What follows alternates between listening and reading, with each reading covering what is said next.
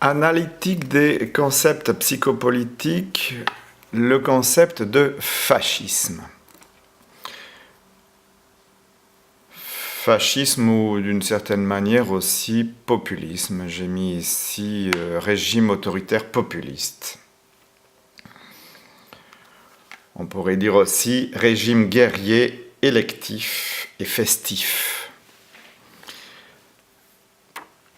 C'est vrai que c'est l'ambiance dans laquelle le système de l'élection est le plus à son aise, le côté festif de l'élection elle-même.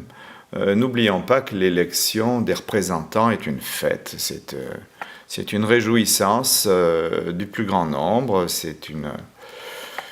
il y a là à la fois la manifestation de chacun son fort intérieur au sein de l'isoloir, et à la fois une manifestation populaire universelle qui fait d'une certaine façon jouir tout le monde.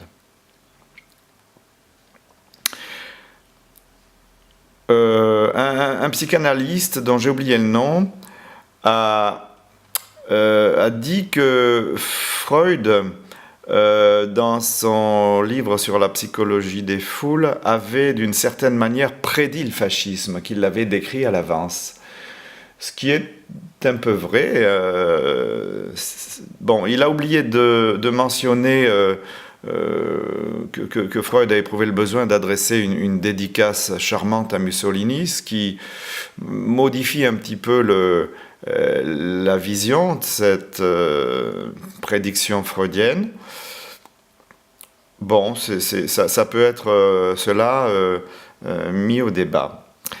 Le fascisme est un régime guerrier, c'est une modalité collective de fonctionnement qui s'intéresse au conflit, à l'hypernationalisme, au conflit des nations, à la guerre comme chose en soi. Cela dit, ça peut être aussi une façon de fonctionner sur un mode assez calme. Après la guerre, il y a le temps de la paix des braves, comme disait De Gaulle, après Rome. Il y a au fond, il y a le sens du devoir accompli pour ce qui concerne le monde de la guerre et les modalités fascistes des gouvernements représentatifs, comme il y a dans les mondes de la paix le sentiment du travail bien fait. Sur le fascisme, la plus belle illustration serait constituée par le film sur la République de Salo, réalisé par Pasolini. Je crois que c'est 120 jours de Sodome et Gomorrhe, qui est une merveille, une pure merveille de l'art cinématographique, si c'est possible. Le fascisme est le domaine des jeux. C'est le domaine d'abord à Rome des jeux du cirque. C'est aussi le domaine des jeux du stade. Il n'est que voir. Il y a un autre film aussi très bien là-dessus. C'est Une journée particulière. Voilà. Toutes les manifestations populaires, que ce soit les manifestations à proprement parler, ou les jeux du stade, ou la corrida, ou le foot, comportent quelque chose de fondamentalement fasciste dans l'esprit.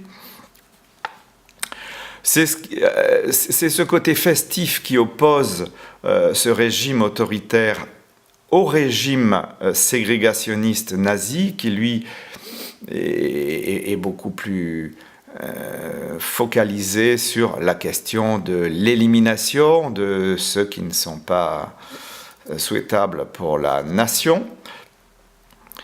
D'un autre côté, Hitler a bien prêté le flanc aussi à des Jeux Olympiques qu'il a largement utilisés pour prouver la supériorité de la race allemande. Cela dit, ce faisant, il ne faisait que confirmer le fait qu'il fonctionnait sur les deux modalités, fascistes et nazies. Voilà. Bon, ben voilà, on va rester là-dessus pour le fascisme.